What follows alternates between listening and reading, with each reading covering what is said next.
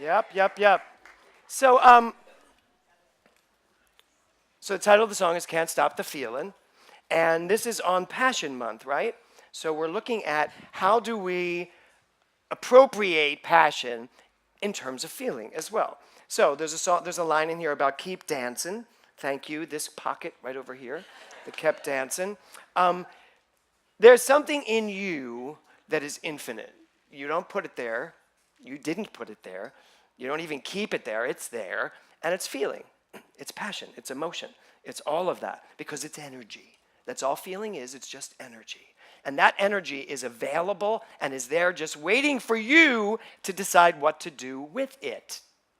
Feeling is what we're going to be talking about today. So passion creates feeling. The passion that you have inside creates the way you feel about the life you are living. And you can't stop it. Ernest Holmes said, always expect the good in life. There is a radiant feeling flowing through your consciousness at all times. So there is this radiant, energetic, excited, enthusiastic, passionate feeling flowing through your mind at all times, no matter what. Do you feel that? Yes. Well, right now you do because Adam just finished singing.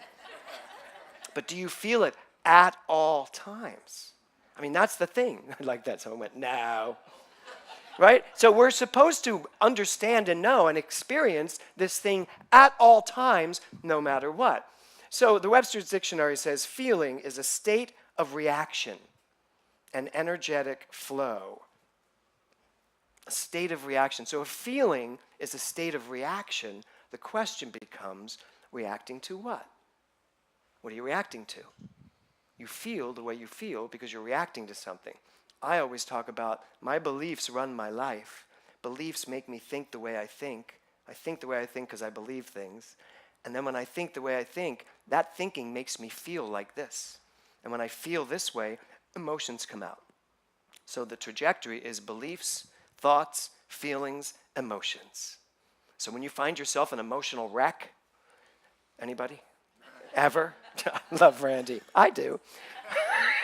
So when you're out here in emotional land, you back it up. Here are the feelings that brought out those emotions. Back it up. Here are the thoughts that made those feelings. Back it up. Here are the beliefs that created those thoughts. You want to change something? You got to make your way back here to the beliefs. And then it all starts over again in whatever direction you move it.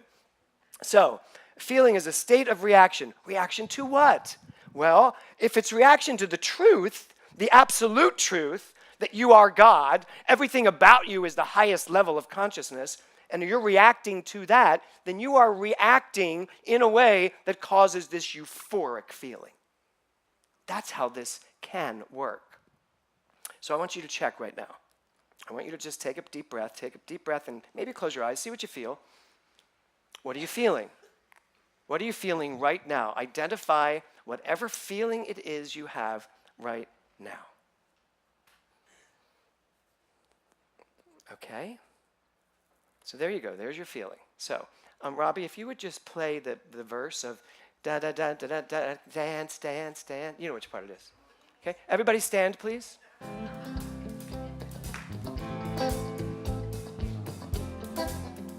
Adam, do you have your microphone? Come here.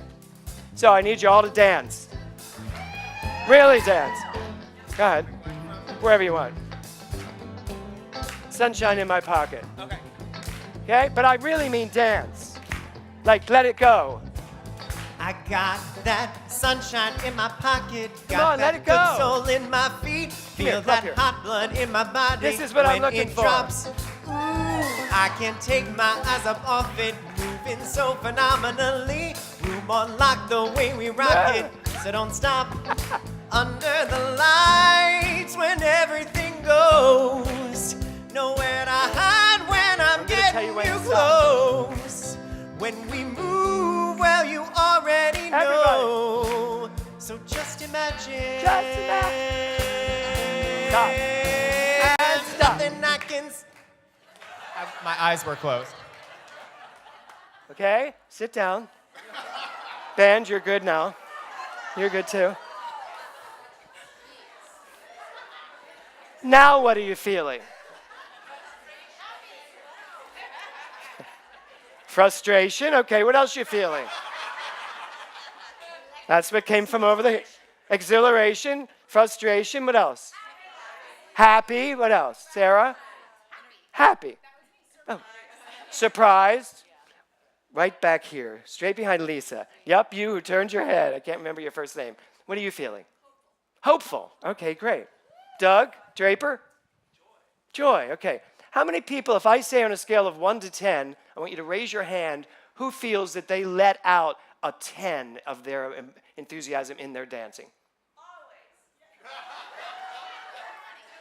Okay, but I want you to see, yes, I know. I want you to see that's about 10 hands, right? So my question is, what held you back? What held you back? What, John, how did you do? On a scale of 1 to 10, what did you let out? I was watching.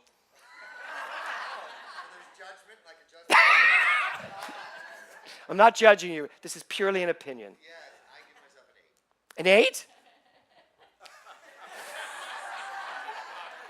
An 8? I concur. So, what did you do, Brad? On a scale of 1 to 10, knowing you, well, I hope you'll be honest, a 3. And that's 3 out of what Brad's 10 is.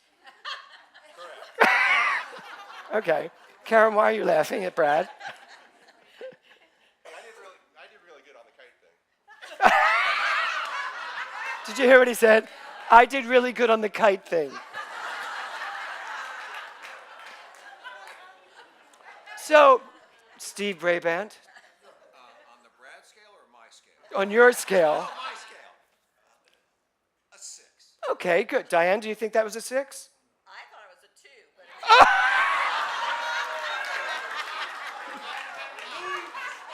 but But there's good news here. She sees you much fuller, much more excitable. Yes, yeah. There's many ways to look at all of this. So what I'm really trying to do is get you to understand that you're at choice at all times as to how much of the feeling inside of you you're willing to let out. And you don't even know, I bet, sitting here, why you chose to be a 2. Or why you chose to be an 8, John Livesey. Or why you chose whatever you chose. You don't know why you didn't dance, why you did dance. How many people felt a little bit uncomfortable? Jose? Really? Wow. What'd you say? Oh, because you were judging yourself against the women around you. Yes, yes. That's why I don't go to gay bars anymore. It's too hard to judge myself around everything around me. No, but it's true. So that's what I want you to think about, not about the gay bars. I'm very happy in them. I want you to really think today about this thing inside of you, this feeling that you can't stop, but you can certainly decide how much of it to use. You can certainly decide when to use it, when to not use it. You can certainly create beliefs that literally block it. You know, oh, I'm not that kind of person. I'm not comfortable when people dance. Oh, I'm not comfortable hearing, you know. And that's just the dancing part. What about, I'm not comfortable stepping out of myself. I'm uncomfortable going after this. And none of that's real. It's not who you are. It's who you've become. It's who you've chosen to become. A lot of people get to a certain age and they think to themselves, oh, I can't do that. That was when I was a young boy. Right, Beck? No. You're like so, I've been watching you, you're like so like pensive. You're like very introspective today. Well, what number were you? I was like an 8, but honestly, because we were very packed in tight and I didn't want to hurt it. Can I put you up here? We'll do it again, just you on stage. I love that. She went, no. So I have some Ernest Holmes for you. The title, I know, Ernest Holmes, really. The title of my talk is Feel It. That kind of looks like you. Doesn't it? Yeah, Griff. It kind of reminds me of you. Doesn't that look like Griff a little bit? Yeah. You want to come down and dance for us? He just disappeared behind the thing. So the kind of my talk is Feel It. Ernest Holmes says this: feeling is at the center of the universe and reflected through man's consciousness sheds its glow wherever thought travels. Feeling, your passion, your excitement is at the center of the universe. It's what you are, it's who you are, it's all there is. And reflected through man's consciousness means coming out of you, your individual self, it sheds its glow wherever thought travels. So that would mean that your thoughts have inherent feelings in them. Well, they do, because you have beliefs. You believe what you believe. If you happen to believe that the world is an exciting, passionate place, you're going to find it wherever you go. We were at a party last night at Rachel Mumford's estate, this gorgeous estate, and there were about over 100 people. And what time did it end? It didn't. They're still going. Well, Scott and Jose left after 1 o'clock. So it just was, people were just so excited, and the energy was so high, and it was all because we were raising money for 250 children in the Guatemala rainforest, who I would say have no idea that this was going on, except then I would be betraying what I actually believe, that what was going on sent that feeling to all of those children. Because there's only one thing going on, and that is this beautiful, infinite mind of passion and enthusiasm and excitement. So the question becomes, how much of your thinking is exciting? How much of your thinking is passionate? How much of your thinking comes from this amazing understanding of who you are? We were at dinner on Friday night at Mary Steck's house, and it was a French, what did you call it? An evening in Provence. And how many courses was it? 7 courses. All French food that was like as good. You brought one, good. Oh, and you think I can read these things? The first course was amuse-bouche. Is that right? Yes. The second course was Well, whatever. it was caramelized carrot soup. And then roasted quail. And then the entree, which was this bouillabaisse, but it was a reverse bouillabaisse. And then, am I making you hungry yet? And then this shaved fennel, mushrooms, asparagus, arugula salad, drizzled with lemon vinaigrette. And then cheeses, all these amazing cheeses. And then this dessert that was unbelievable, this dense chocolate pate, served with fresh raspberry sauce and dusted with cocoa powder. I defy you to sit at this type of a celebration and not have feelings. Not feel the thing that you were born to feel. Not feel from the truth of who you are. So it doesn't take a party at Rachel's house or dinner at Mary's house or what else has happened this weekend? Or the women's retreat or to become emeritus. It doesn't take any of it. All of those things happen because something inside has driven it forward. That's how this works. But we tend to go searching after the things that make us happy, as opposed to realizing, I am the happiness. I am the feeling, and you can't stop the feeling. And that feeling will always take me in the right direction. I just have to get my mind out of the way. I have to get anything stopping me, blocking me, out of the way.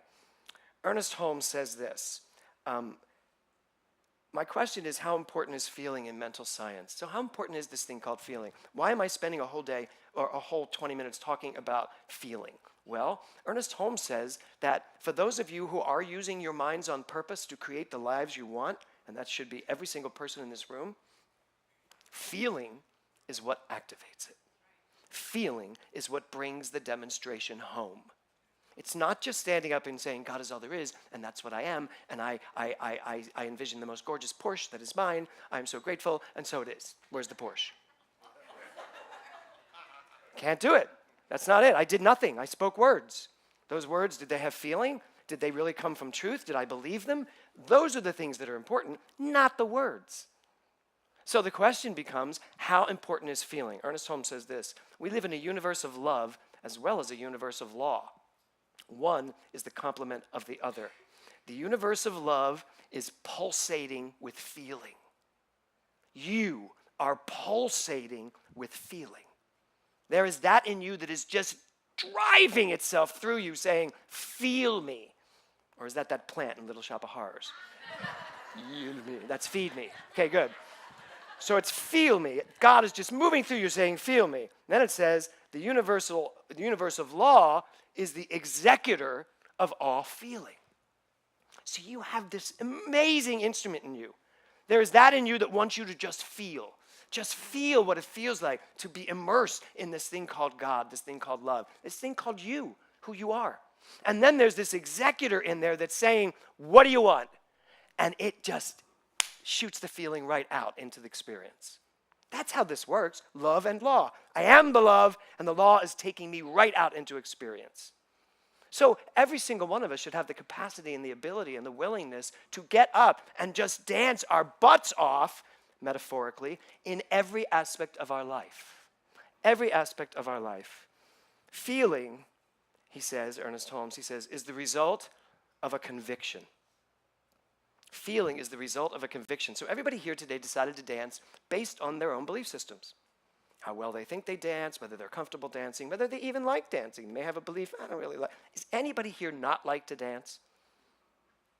Okay, good, that's a good one. And if you don't, you're just not sharing that with me because you know what my response is going to be, and I'll probably talk to you directly. So, he goes on to say, by thinking consciously and with deep feeling, knowing, mind recreates whatever experience is brought it. So, when it comes to spiritual mind treatment, what's very important for you to know is it's important to know the truth. It's important to know that God is all there is. It's important to know that that's who you are. It's important to know that you get to experience whatever you choose to experience. But today, I want you to really walk away from here remembering and understanding that when you really feel something, you have just demonstrated it. And you just did. I asked you how you all felt. You all decided how you felt. Didn't you all feel very different when you were done dancing? That was, by the way, so that wasn't, I didn't make dancing change your feeling. Not at all. Every single day you're being bombarded with things to react to, aren't you? And you get to react however you react. I merely gave you the opportunity to react to something. And you reacted to it in a certain way. Why, perhaps, did most of you react to it in a bigger way? Because music is a transcendent vibration that doesn't need words, doesn't even need lyrics, really. It just moves upon us, and we move with it. Music is one of the most inclusive types of communication there is. You could play the same music in any country, and most people will react to it because they will have known it, especially if it's something very successful. So the question today really becomes, how much of your feeling are you willing to literally demonstrate into your life? How willing are you to become someone who's way more willing to feel what is out there to feel, what is in here to feel? So feeling, Ernest Holmes says, is creative. The creative power responds to feeling more quickly than any other mental attitude, Ernest Holmes says. So you really want to go after something? Tap into the feeling and then let it out. And it shows up in your experience. He says here, feeling is your greatest ally, but feeling can also be your greatest enemy. Because there are many feelings for you to take up. And I have watched people who take a feeling, something happens in their life, it's sad, makes them unhappy, and then they keep that feeling, they hold on to that feeling, they live from that feeling. And only resolve of that feeling can fix the problem. So everything stays focused right here on this issue, whether it be a love that didn't work out, or in my case, a child that I miss terribly. Well, there's that feeling there. That's never going to work out differently for me. I can't go back and change how that happened. My relationship to it, however, can change. And I can take that feeling and not allow those moments where those feelings pop up, run my life. I can make sure that my life is about the truth of who I am, the feeling that I am. My son called me yesterday. He's on a road trip from Texas to New York to pick up his girlfriend. Then he's driving back. And we're all so happy about that drive. And, right, Rachel? Rachel called me and she went, do you know that they're driving? I went, I do. She goes, are you happy with that? I went, I'm not. And we were both like, oh, well, they're both almost 20, so there you go. But he called me and he said, Dad, the strangest thing happened. I checked into my hotel and there was one of those really weird swan towels on the bed. I said, Will, you've seen them before. Tell me, this did not freak you out. And he was like, no, Dad, I wasn't afraid of it. He said, so I walked in, I see it, and they had put names, and all the little swans had names. And I went over and I picked up the towel, and I picked it up, and it was a little swan that said Nora. And I was like, Will, you're not driving under the influence, are you? And he was like, Dad, I'm serious. He said, it actually said Nora. I said, wow, he says, so she's with me. She's on the trip. She's taking care of me. She's making sure I'm safe. I was like, okay. I said, well, let me tell you what happened to me yesterday. I was in the gym, and that wasn't the amazing part. I was in the gym, and I was on the squat machine. Like, I have to do it to remember what it is. The squat machine, and I had my headphones on, and I have Pandora on, and there's some music playing, and all of a sudden it stopped, went dead. And then all of a sudden, Somewhere Over the Rainbow started to play, which is my song with Nora. But it was no vocal, just the music, which rarely happens on Pandora that way. And it's just this music of Somewhere Over the Rainbow. And I just start sobbing. And then I started laughing, because I was like, how funny. You sent me Somewhere Over the Rainbow to remember you, and you didn't put any vocalist. That is so Nora. Because to her, there is no other vocalist but her. And I just sat there. So I'm crying and laughing, and Kevin walks over and he goes, James. And I take off the headphones. I'm like, what? He goes, everyone's looking at you. And I was like, so? What do I care? So, yeah, right? So this feeling inside, there's possibility we could miss these things if we're willing to miss them. So how much of you are you willing to invest? He goes on to say here, so I don't want to miss that last part though. Your feelings, the true feelings, that which reacts to the truth. The feelings are reactions. Reacting to the truth of who you are brings feelings that are supportive to you. Feelings that take you out into the world. When you react to feelings of, I'm less than, that's not the truth, is it? That's not the truth of any person in this room. I am less than. I just recently said to someone, do you know how great you are? And their answer back to me was, no, I don't. I said, uh-huh. I said, that's not the truth. What I said is the truth. What you're saying is the relative. You're figuring it out based on things that have happened in your life, and you're actually believing them. How many people tell us things that are not true? Every day. Every day someone says something, perhaps from their own point of view, because of what's happening to them, they put it onto you. Your job is to either take it or not. So our job is to react to the feelings, be the feelings that know the truth that right where I am, God is. Everything is absolutely possible no matter what. So, it can be your ally, it can be your enemy. But the truth never changes. You can turn your feelings into horrible enemies. You can sit around, be depressed, morose. You can just be a victim and whine about all the things that don't work out for you. That doesn't change that there is something inside of you. There is a truth inside of you. There is as he said, this volcanic eruption of feeling inside of you, just waiting for you to tap into it, because it's who you are. So I'm going to suggest something this week for you.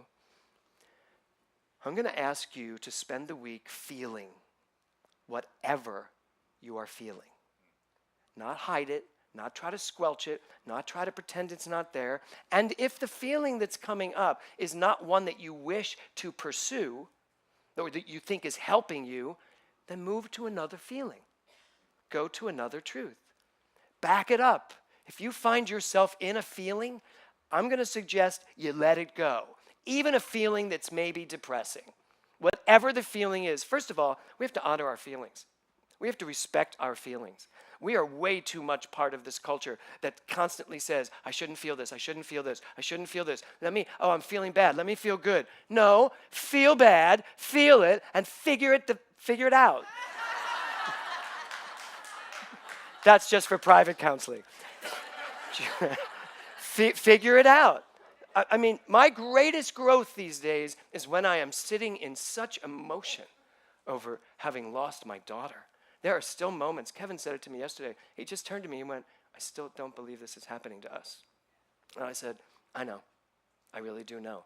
Those feelings are so deep, they are so palpable, they are so overwhelming at times, but I stopped fighting them. You know, I stopped fighting them, and I would never dare disrespect the memory of my daughter by pushing that away. I feel it, but then I back it up. I go, what do I really believe here? What do I really believe here? And by the time I get to the truth of what I believe, I can't feel what I was feeling.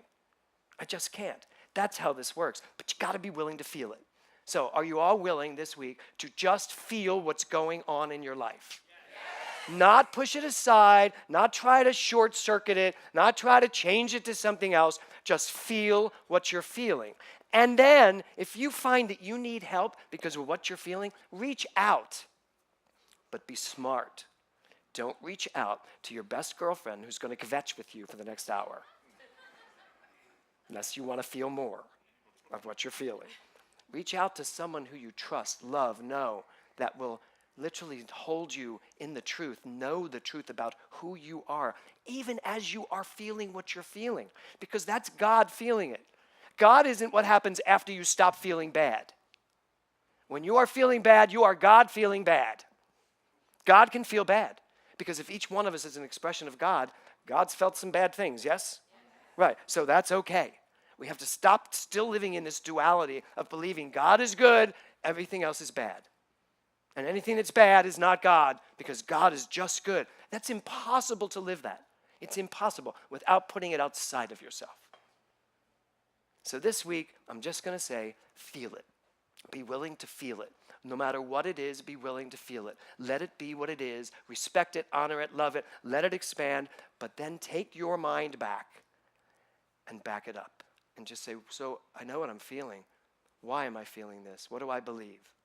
Because every time I go to what's going on with me and Nora, when I back it up, the only reason I would feel this way is that I would believe that somehow I am separate from her.